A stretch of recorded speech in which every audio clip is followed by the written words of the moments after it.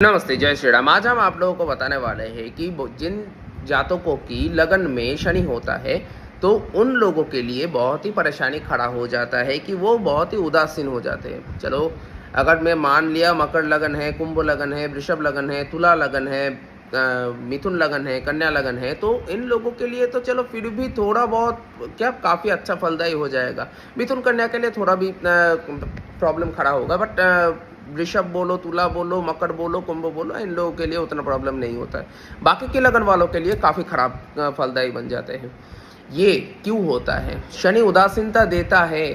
जिन लोगों के लिए शनि कारक नहीं होते, उन लोगों के लिए मंगल कारक हो जाते हैं, मंगल देव कारक होते हैं, हनुमान जी कारक हो जाते हैं। इस वजह से क्या होता है कि मंगल अच्छा अगर होता है तो फोकस बढ़ जाता है।